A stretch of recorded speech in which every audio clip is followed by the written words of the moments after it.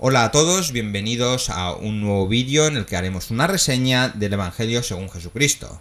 Vamos a describir los hechos que suceden en este libro, introduciendo ciertas reflexiones, opiniones acerca del contenido y del continente, de la manera que tiene José Saramago de narrar, y luego haremos un análisis general de las cosas que hemos podido ver en esta obra. Así que, a diferencia de otros vídeos, este vídeo incluirá opinión personal. Si no estáis suscritos, por favor, darle al botón, que me ayudará mucho a seguir haciendo vídeos. Y ahora, sin más preámbulo, comencemos. Vamos a comenzar hablando un poco de la historia en detalle. Desde la concepción del primogénito de José y María, nos sumergimos en el mundo de un magro carpintero y su nueva esposa. Esta pareja devotamente judía hace piadoso incluso su sexo, por el que tienen el apetito habitual que suelen tener los recién casados.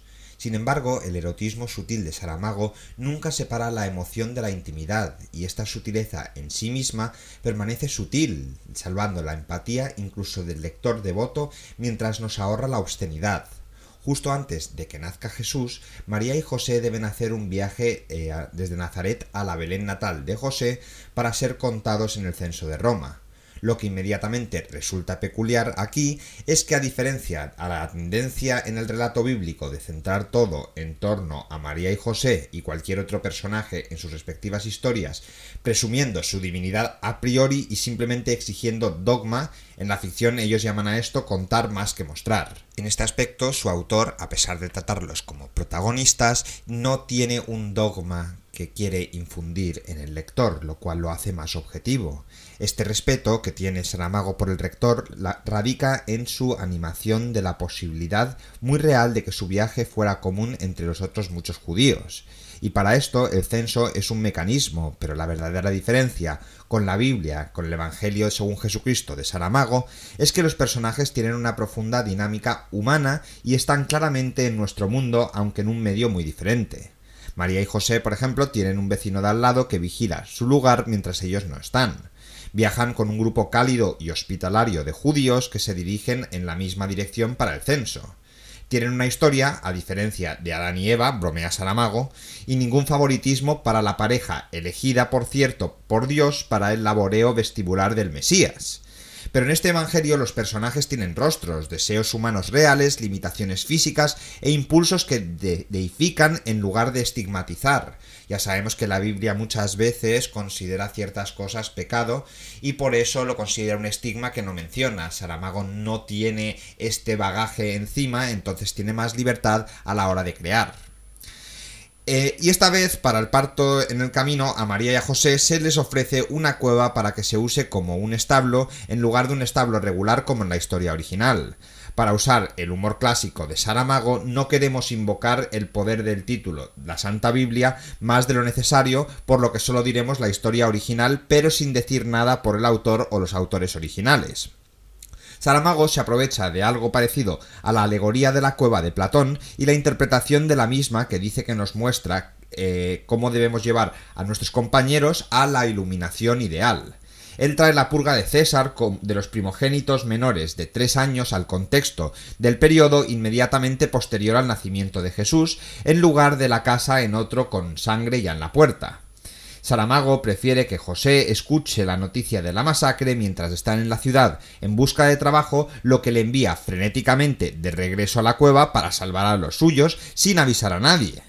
Al hacerlo, José, María y Jesús, en el consuelo de su cueva tenuemente iluminada, logran salvar a los suyos, pero hacen esto sin saberlo, solo a cambio de la culpa de sus compañeros por no haber salvado a los muchos otros hijos, simplemente advirtiendo a sus padres en el camino a casa o incluso entregando a su propio bebé como el único objetivo.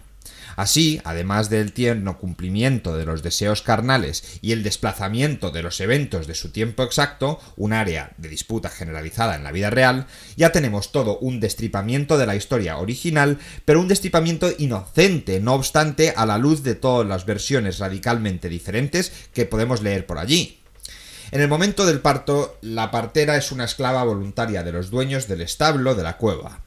Y los 3 reyes son solo transeúntes regulares que traen queso y otros obsequios de regreso al nacimiento para compensar a María y José por la hospitalidad anterior. No nos dan náuseas al seguir una estrella divina predeterminada y ofrece cosas extrañas y brillantes y perfumes. No tenemos el oro, incienso y la mirra. Lo que tenemos son humanos reales trayendo regalos reales. Lo que surge de la reacción muy normal de José ante la matanza de niños sin saber que su hijo es el Mesías es una pesadilla nocturna en la que José es un soldado romano que mata a su propio hijo, un castigo que atribuye a su incapacidad de servir al bien común.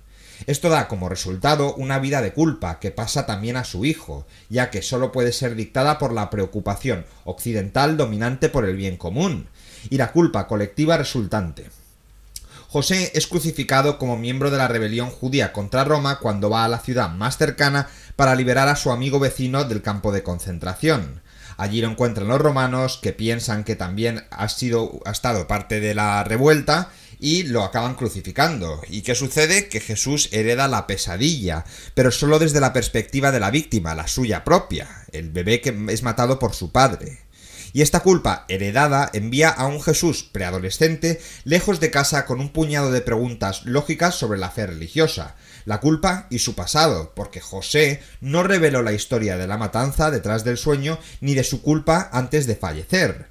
Otra cosa que también conviene clasificar es que en esta obra de Saramago Jesús no es hijo único, tiene 8 hermanos más, a que van a tener un rol muy importante en toda la obra, a diferencia de la Biblia, en la que no hay ninguna razón para la que pensar que Jesús no tuviera hermanos, sin embargo no son mencionados abiertamente durante la obra.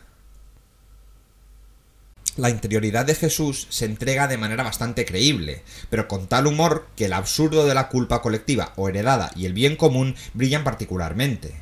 Por ejemplo, cuando Jesús sale de casa por primera vez, revela su impulso, que es realmente el impulso de la mayor parte del sistema de moralidad occidental que intenta prevenir la culpa colectiva, la del utilitarismo.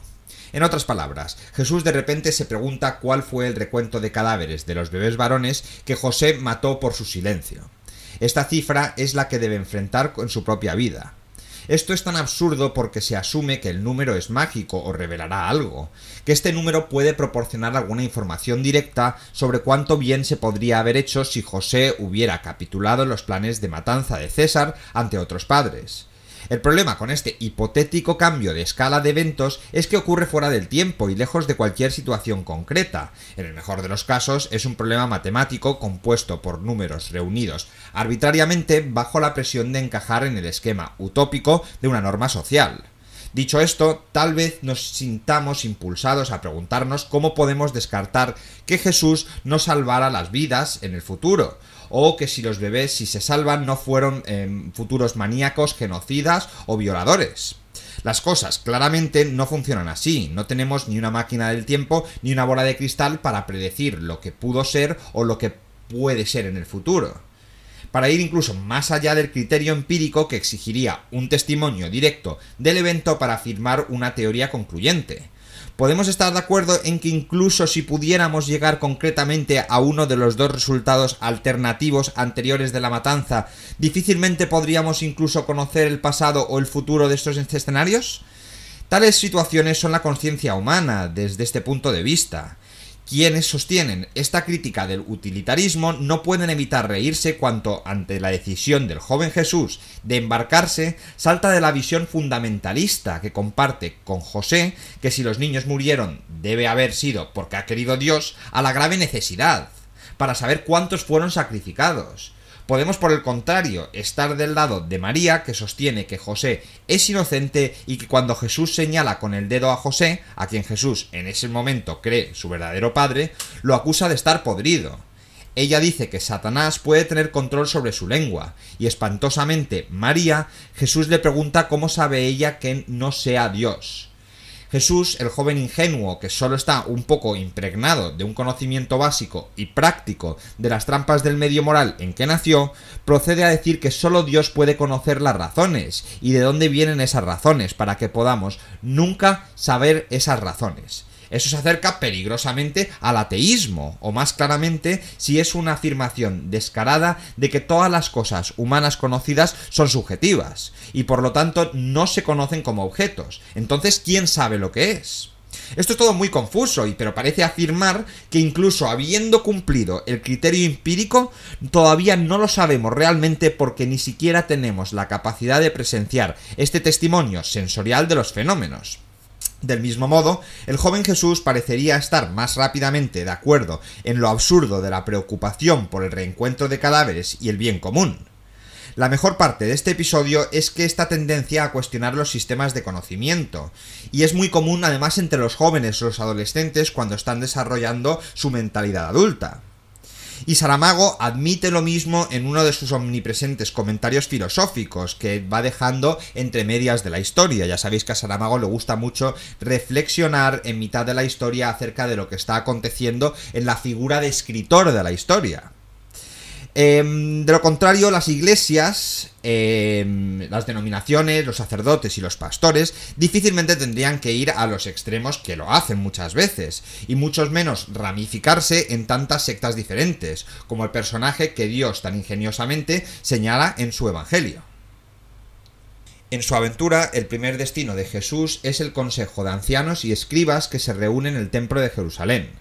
Aquí, después de que el concilio da una patada a la noción del libre albedrío del libro del Génesis, Jesús plantea el tema de la culpa heredada. Por supuesto, responden que debido al pecado original de Adán o al libre albedrío de ser castigado, toda la humanidad hereda esa culpa, y el plan original de Dios para la humanidad se pierde para siempre. Es curioso que le roben a Jesús antes de llegar allí, perdiendo el poco dinero que ya tenía, pero apenas se le quita el paso, apenas le ofende. ¿No es un buen representante del hombre natural que choca con la carrera de ratas? Entonces Jesús encuentra trabajo como pastor con un hombre grande y extraño llamado Pastor, quien sabemos que visitó a María y José como mendigo antes de que naciera Jesús, y quien sugiere que Jesús tenga sexo con una oveja. Pastor interpreta al escéptico que es espiritualmente apático y seriamente cínico. Al probar la fidelidad religiosa de Jesús en todo momento, el niño parece rechazar los argumentos de Pastor por despecho. No obstante, Jesús se queda para aprender el oficio de pastoreo. Intenta irse en la cima de su discusión con Pastor, pero solo se queda atrás del rebaño por un momento de soledad, volviendo al final con él, que vamos a ver bastante pasar en esta obra. Jesús teniendo una relación de tira y afloja con el pastor, y el pastor mostrándose totalmente indiferente a la carga ética y moral que Jesús le muestra. Vamos a descubrir por qué. A partir de ese momento Jesús decide no hacer filosofía ni hablar de religión con Pastor, aunque Pastor, que más tarde se descubre, es Satanás. Le encanta ir mucho más allá, especialmente en lo que respecta a comer carne. Es curioso porque Jesús realmente se queda con Pastor durante 4 años. La narración parece atribuir esto a la pérdida de José, pero también insinúa una relación más íntima. Absolutamente divertido, pero también muy creíble. Un año, cuando llega la Pascua, Jesús se dirige al templo en Jerusalén para sacrificar un cordero a Dios como buen judío, pero primero rechaza la ofrenda del pastor de uno de sus rebaños. Un anciano en el camino le da un cordero. Jesús se encuentra con su madre y sus hermanos cerca de las puertas de la ciudad, y ya ha decidido que no sacrificaría el cordero. Él se compadece del cordero y solo quiere dárselo para el rebaño. Es posible que incluso haya tenido más intimidad con él que lo que nos permita saber. María y sus hermanos no pueden tolerar eso, y Jesús regresa al pastor a pesar de la advertencia de María de que el pastor es el demonio. Pero luego el cordero que Jesús salvó aparece perdido, y entonces Jesús busca en el área y lo encuentra en el desierto, donde también escucha una voz en una nube de humo. Esta voz es Dios supuestamente, y él hace un pacto con Jesús de que a cambio de la vida de Jesús, él le dará poder y gloria a éste. Entonces se le ordena a Jesús que sacrifique el cordero, lo que hace sin dudar. Regresa a Pastor, en realidad come carne y luego decide regresar a su casa en Nazaret. Pero primero prueba la pesca. Es un pescador horrible, pero en realidad puede llenar las redes de los otros pescadores con peces navegando. Después de un tiempo, continúa su viaje a casa. Se detiene en una casa donde vive María Magdalena, una prostituta con la que se acuesta y tienen una semana de intimidad, en la que finalmente ella acaba decidiendo dejar su labor como prostituta. Cuando Jesús llega a su casa, le dice a su madre y al resto que vio a Dios, y ellos piensan que se ha vuelto totalmente loco. Y realmente la posibilidad de que sea un lunático realmente existe en este libro, porque Saramago parece al principio dejar todo lo sobrenatural fuera de la obra, payasadas como posibles psicosis o conciencias humanas. Molesto por la incredulidad de esta familia, se va y regresa con María Magdalena, pero no sin antes poner a prueba su fidelidad a él y a ella, llamándole a la puerta y disfrazando su voz. Durante esta prueba se acobarda y da su propio nombre pensando que existe la posibilidad de que otros puedan tener a María. Ella no abre la puerta ni un momento, y así mantiene su fidelidad en su mente de Jesús. Se unen para siempre y deciden quemar su casa impura hasta los cimientos y luego partir hacia la costa. María Magdalena dice que cree que Jesús vio a Dios y puede hacer lo que los peces naden dentro de la red. Mientras tanto, un ángel visita a la madre de Jesús en un sueño y le dice que está mal no creer lo que Jesús le dijo. Posteriormente envía a los dos hijos mayores después de Jesús para poder encontrarlo y decirle que regrese a casa, que se pasaron de duros con él. Encuentran a Jesús con María Magdalena y el menor de los dos no siente más que un profundo desprecio por ella, algo en ella que encuentra totalmente impuro. Aunque el narrador señala cuán arbitrario es esto, ya que el joven no ha tenido suficiente exposición al mundo como para catalogarla como una puta, de todos modos los hermanos de Jesús todavía son absolutamente escépticos de él y ni siquiera entregan el mensaje de manera adecuada. Los niños regresan a casa y la pareja se dirige a la costa, donde Jesús se convierte en el héroe de los pescadores. Una mañana una niebla se cierne sobre el mar y mantiene a los pescadores en casa. Jesús rema en su bote y en medio de la niebla Dios aparece como un viejo judío rico en su popa, y Pastor nada y se une a la conversación. Aquí es donde ocurre la reconciliación final del dualismo. Dios quiere el poder, que solo aumenta el poder de Satanás, ya que admiten que el bien no puede existir sin el mal, y todo implica que es lo contrario. Dios trata a Satanás más como un hermano que como un archienemigo. Esta escena es demasiado fantástica para hacerle justicia en este vídeo que estamos haciendo hoy, así que si tenéis la oportunidad de releerlo, es una de las mejores trozos, capítulos de una obra que yo haya leído en toda mi vida. Jesús se da cuenta de que está obligado a llevar a cabo la misión de poder de Dios, y a partir de entonces se ve obligado a hacer milagros, pero la situación es más como si se diera cuenta de que su propia constitución es Dios, y que si no se suicida, entonces sabe que debe aceptar responsablemente su libertad de actuar. Jesús realmente no quiere el pacto, no quiere morir en la cruz, no quiere que se causen todas estas muertes y tener que sufrir. La parte más divertida del libro ocurre aquí, donde Dios enumera en más de 3 páginas el nombre de personas que algún día serán asesinadas por él y describe cada destino atrozmente tortuoso y se detiene para apaciguar lo que él espera que sea el deseo de misericordia de Jesús. Pero no, como buen romano, Jesús insta a Dios varias veces, como diciendo mientras nosotros los buenos ateos caemos al suelo sin aliento. Jesús entonces trata de escapar de la niebla, pero no puede y acaba sucumbiendo a la voluntad de Dios con la influencia de Pastor, el diablo. Afirman no querer participar en el viaje de poder de Dios que fomenta el dominio de Satanás simultáneamente, por lo explicado anteriormente del dualismo de bien y mal. Pero luego finge ser influenciado por la promesa de poder y gloria, dejando un mal sabor de boca como si, por ejemplo, la Madre Teresa se pusiera a trabajar para Bill Gates. Entonces debe optar por actuar con responsabilidad. Por tanto, Jesús sana a los enfermos de buena gana, empezando por el hermano de María Magdalena, por supuesto.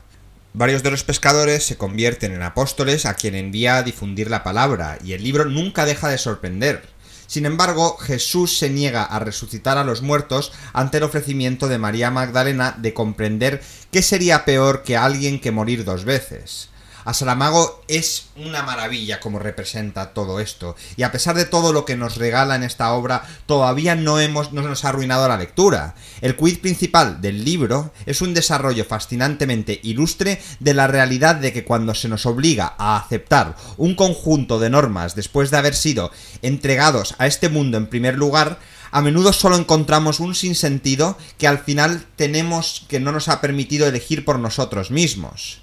Después de presenciar lo que es solo un humano en el supuesto salvador de la humanidad, ya que se enfrenta a mucha banalidad en obrar milagros compulsivamente y por lo tanto da la bienvenida a su propia crucifixión. Los creyentes de la tradición judeocristiana parecían inevitablemente tener su fe sacudida, los agnósticos parecerían estar menos perplejos y los ateos parecerían querer comprar esta obra maestra para sus amigos, para no renunciar a su propia copia.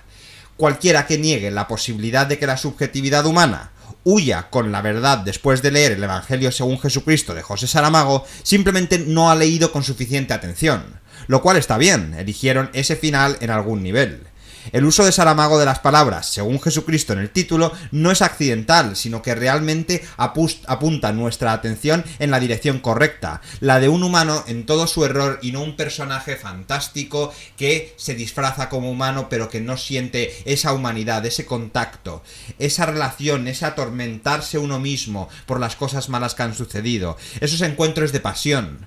La Biblia los deja fuera, el Evangelio según Jesucristo lo trata, y no deja de representar a Jesús con una positividad tremenda, que es lo que la Iglesia no terminó de entender cuando se publicó este libro. Jesucristo es el verdadero héroe de esta obra, que tiene una humanidad implacable y que está siempre dispuesto a ayudar a otros y a sentirse mal por otros.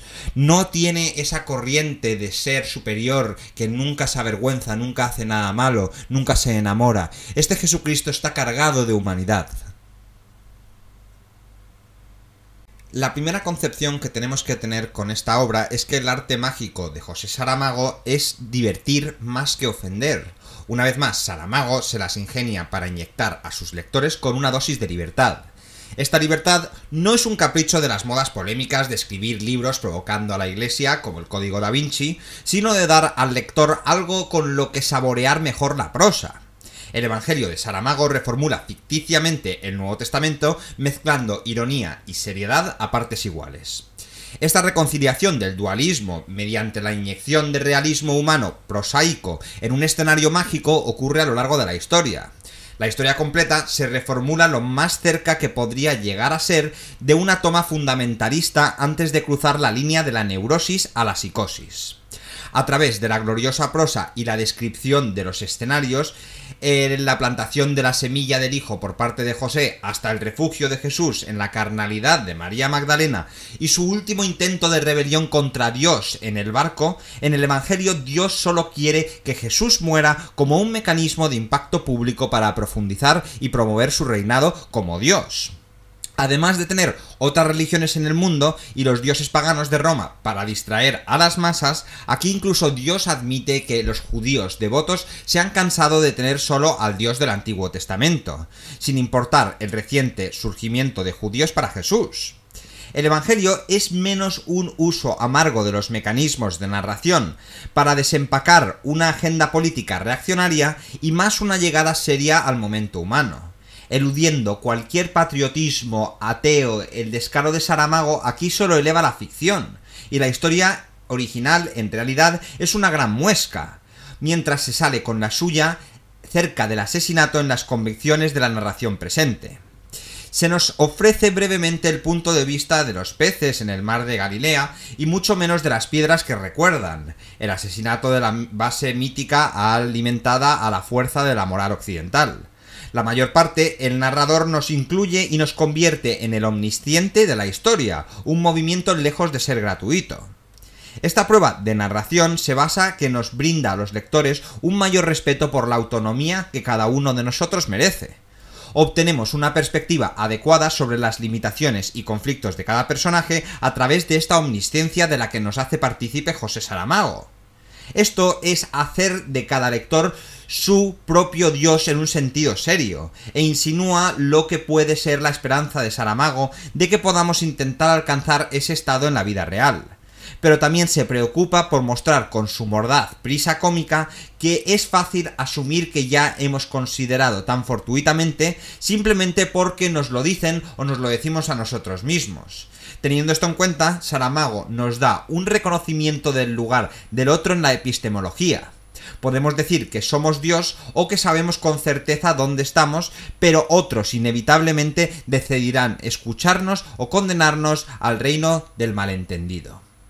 Y con esto concluimos la reseña del Evangelio según Jesucristo de José Saramago. Si lo has leído y te gustaría comentarme lo que te ha parecido, déjame un comentario en el vídeo. Muchas gracias por estar allí y nos vemos en el próximo.